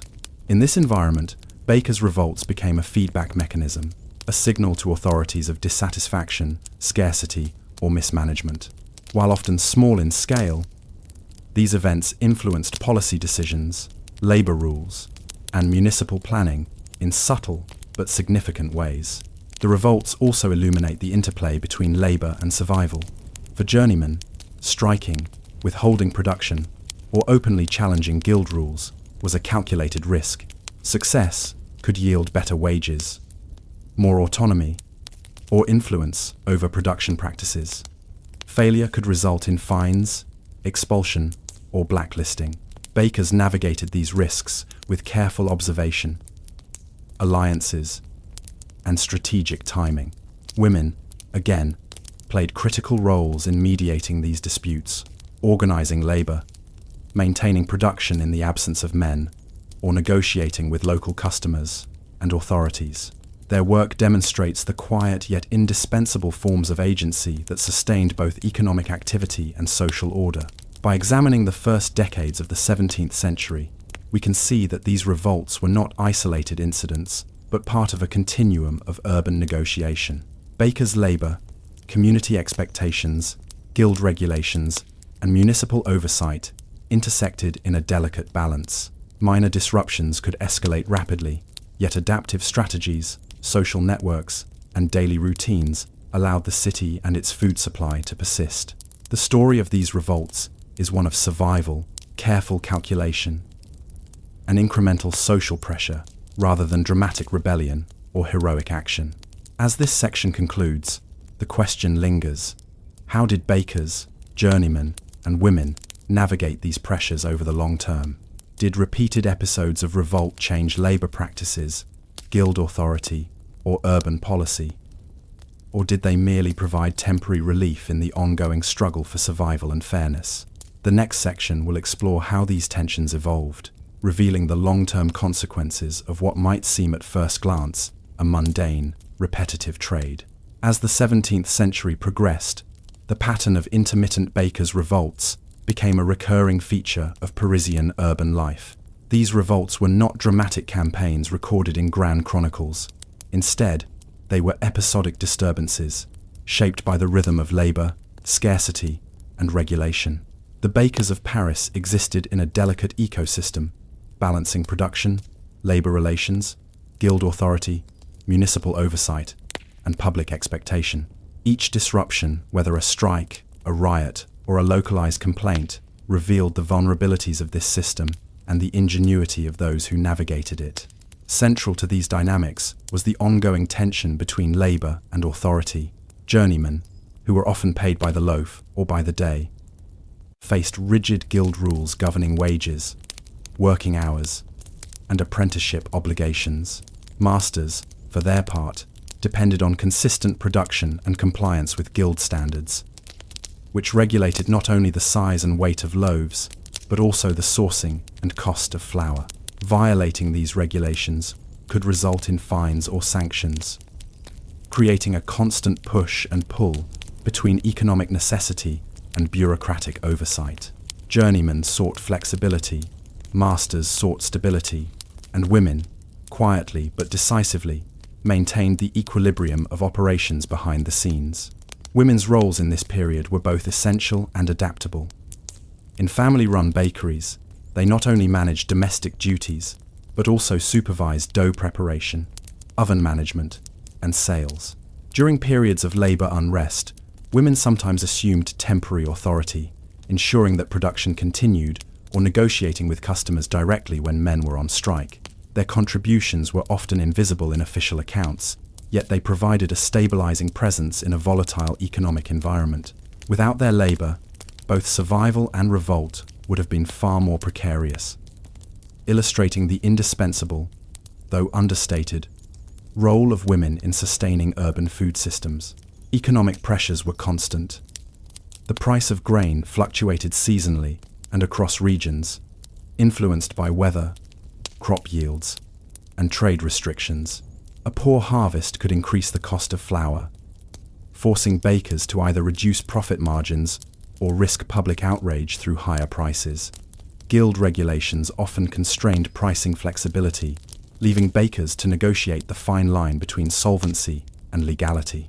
The public, dependent on affordable bread for survival, could react swiftly and violently to perceived price gouging, sparking episodes of unrest that could engulf entire neighborhoods. These pressures demanded strategy. Bakers developed subtle methods to manage scarcity, such as rationing flour, diversifying bread types, or coordinating with millers to secure priority shipments. Journeymen and apprentices learned to observe market trends, anticipate shortages, and time their labor to maximize efficiency while minimizing risk. Women coordinated storage, monitored quality, and ensured that supplies were used judiciously. In these ways, Daily routines became acts of strategic problem-solving, requiring attention to detail, foresight, and social intelligence. Guild authority itself evolved in response to revolt and ongoing tension. While guilds retained formal power over apprenticeships, production methods, and price regulation, they increasingly faced practical challenges. Repeated episodes of unrest exposed the limits of enforcement.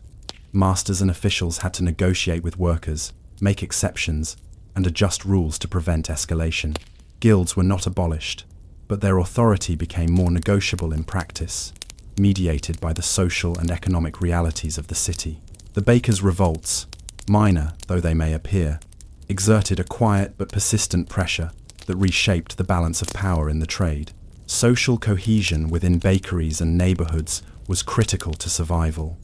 Conflict could erupt not only between masters and journeymen, but also among neighbors, competing for limited supplies or customers. Women often served as intermediaries, smoothing tensions, mediating disputes, and coordinating communal responses to shortages. The ability to maintain functional social networks under pressure was as vital to survival as technical skill in baking. These networks allowed for resource sharing, collective negotiation, and mutual support during periods of scarcity or unrest. The revolts also had a subtle educational function. Apprentices and younger workers observed firsthand the consequences of mismanagement, scarcity, or social tension. They learned how to negotiate, anticipate shortages, and manage both labor and interpersonal dynamics. These lessons were transmitted informally but rigorously, creating a culture of practical knowledge that reinforced both survival and craft competence. Women, as organizers, mentors, and supervisors, contributed significantly to this education, shaping the next generation of bakers and journeymen. Food management continued to dominate daily life. Bakers monitored dough closely, adjusting hydration, fermentation, and shaping to account for both environmental conditions and fluctuating flour quality. Oven management required constant vigilance. Uneven temperatures could ruin large batches, wasting precious resources. Women, often responsible for household and production oversight, coordinated firewood supplies, measured ingredients, and ensured hygiene standards were maintained. The combination of physical labor, strategic planning, and observational skill demonstrates that the seemingly mundane work of baking was in fact a complex system of survival, negotiation, and adaptation. Public perception remained a driving force behind revolts. Urban residents depended on reliable bread for sustenance and viewed bakers as both providers and potential oppressors. Complaints about price, loaf size, or quality could escalate into direct action, such as protests or the destruction of ovens. Bakers had to anticipate public sentiment, manage expectations, and maintain reputations, often relying on women to handle day-to-day customer relations. These interactions reveal that survival in the trade was social as much as economic. The ability to navigate perception, trust, and expectation was a key component of enduring the pressures of city life. As Section 2 closes, the recurring theme becomes clear. Survival in the Parisian baking trade was a delicate balance of labor, authority, social skill, and strategic foresight. The revolts were not isolated incidents, but part of an ongoing negotiation in which bakers, journeymen, women, guilds, and urban residents interacted continuously, adapting to scarcity, regulation, and opportunity. Each episode of unrest, each small adjustment in practice, reflected both the challenges of urban life and the ingenuity of those who sustained it.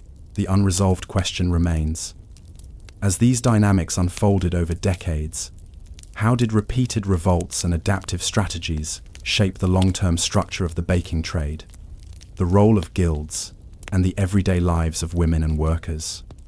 The final section will examine the outcomes, legacy, and subtle transformations brought about by these otherwise overlooked episodes of urban unrest.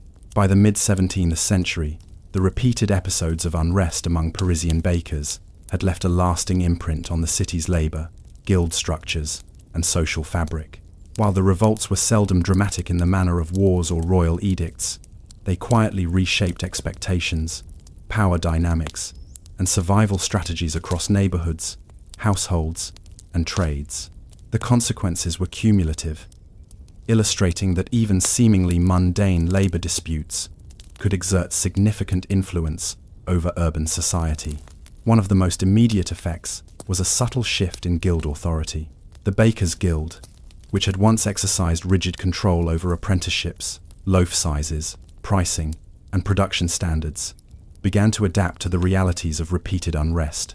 Rather than relying solely on fines or formal sanctions, masters negotiated more frequently with journeymen and apprentices, adjusting rules to prevent strikes or sabotage. Guilds maintained symbolic authority, ensuring continuity of tradition and quality standards, but practical enforcement became increasingly contingent on social negotiation and compliance, rather than rigid rule-following. This flexibility reflected both the pressure of repeated revolts and the essential role of bakers in sustaining urban life. Women, whose contributions had been essential but often overlooked, gained indirect influence through these dynamics. In family-run bakeries, they mediated labor disputes, supervised production, and maintained relations with customers and neighbors during periods of unrest. In doing so, they shaped outcomes without formal recognition, ensuring that bakeries continued to function even when men were striking or negotiating. Over time, their expertise in production, logistics, and social negotiation became integral to the long-term stability of the trade, allowing bakeries to survive economic fluctuation and regulatory scrutiny.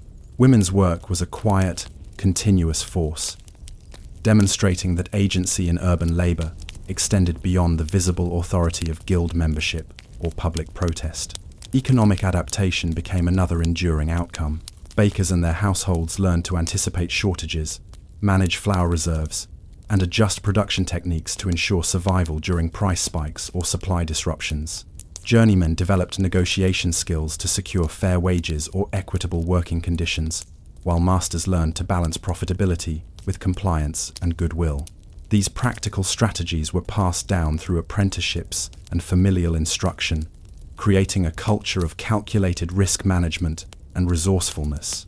Over decades, these incremental adaptations strengthened both the resilience of individual bakeries and the stability of the urban food supply. Public engagement remained a critical factor. Citizens' scrutiny and capacity for direct action through protest, complaint, or collective redistribution kept bakers accountable in ways that the guild alone could not. Bakers had to cultivate trust, anticipate reactions, and respond strategically to urban pressures. This ongoing negotiation between producers and consumers created a feedback loop. Minor unrest led to adjustments in labor, pricing, or production, which in turn influenced public satisfaction and urban order. In this way, the revolts functioned as a form of community-based regulation, an early example of how ordinary citizens could shape economic and social systems through persistent, small-scale intervention. The revolts also left a legacy in the development of labor strategy. Journeymen and apprentices learned that collective action, though informal and episodic, could influence working conditions and guild practices.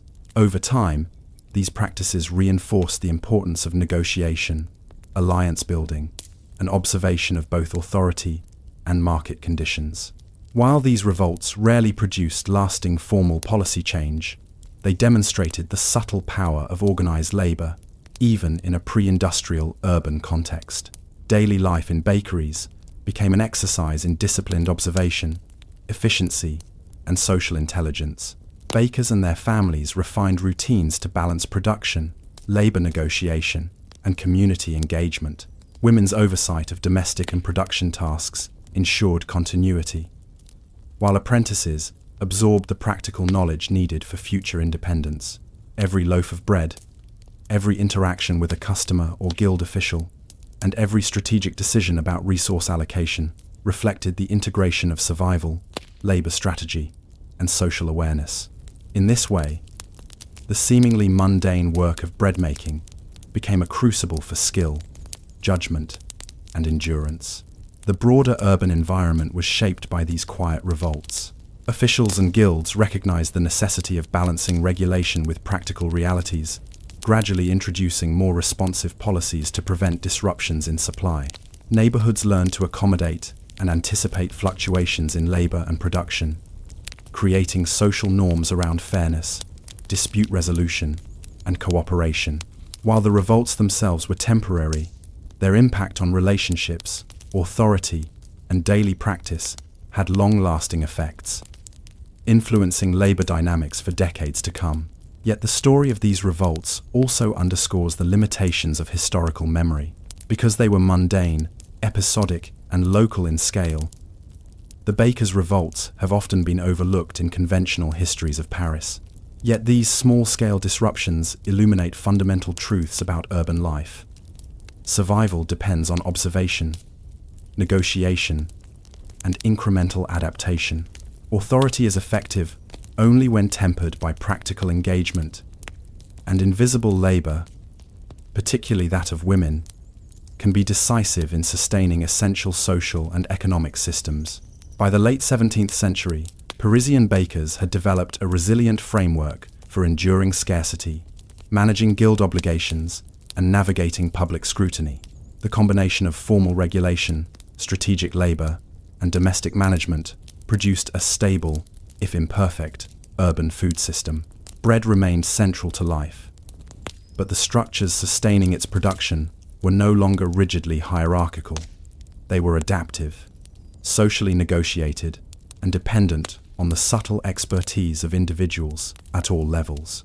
Ultimately, the forgotten bakers' revolts demonstrate that history is shaped not only by monumental events, but also by the slow, deliberate work of ordinary people responding to scarcity, regulation, and community expectation. Survival, adaptation, and subtle agency created ripples that influenced guild practices, labor relations, and urban policy. These revolts remind us that even the most mundane trades contain hidden histories of strategy, resilience, and ingenuity. And so, a lingering question persists. How many other seemingly ordinary trades, communities, or households throughout history have produced equally profound, yet invisible adaptations, quietly shaping social systems and survival strategies in ways that remain largely unrecognized today? The revolts of Parisian bakers invite us to look more closely at the unnoticed labor that underpins historical change, revealing the extraordinary in the everyday. In the bustling towns and quiet villages of late medieval Europe, the almshouse occupied a peculiar place in the social landscape. Not quite a hospital, not quite a monastery, and not entirely a refuge. The almshouse was a modest institution designed to provide basic shelter, sustenance, and oversight for the poor, the elderly, and the infirm. These houses were founded largely through the generosity of local guilds, civic authorities, or wealthy benefactors who sought to fulfill religious and social obligations while simultaneously stabilizing urban life. For those who lived within them, existence was defined by routine, regulation, and the constant negotiation between survival and dignity. Almshouses were structured environments. Residents, often called inmates or almsmen, were assigned specific roles within the household: tending the fire, preparing meals, cleaning communal spaces, and sometimes assisting with gardens or livestock if the house maintained its own small farm. Daily life was governed by a strict timetable, often influenced by monastic routines, rising early for prayers, performing assigned tasks, and attending mealtime in common halls. This regimented schedule, while monotonous, provided a framework within which survival could be managed and minor comforts preserved. The rules governing entry, conduct, and discharge were equally meticulous. Potential residents underwent an assessment of need, usually overseen by local officials, guild representatives, or clerical authorities. Admission was contingent not only on poverty or infirmity, but on perceived moral character, social connections, and reputation. Those deemed idle, disorderly, or morally suspect could be denied entry, reflecting the intersection of charity and social control. Once admitted, residents were expected to abide by strict codes of behavior, modest dress, punctual attendance at prayers and meals, and compliance with house rules. Any deviation could result in punishment, ranging from reprimand to expulsion.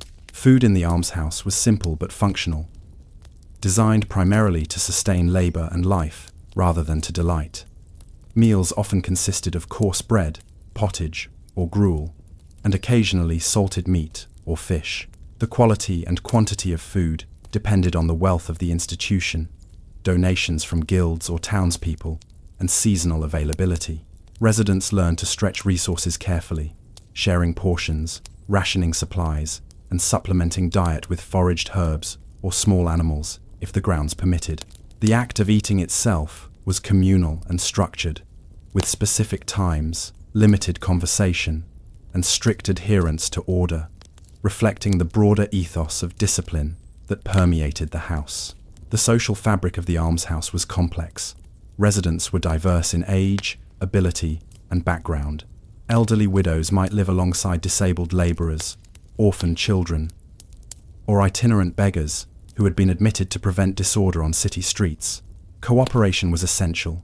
Chores were divided, resources pooled, and social disputes mediated by wardens or overseers.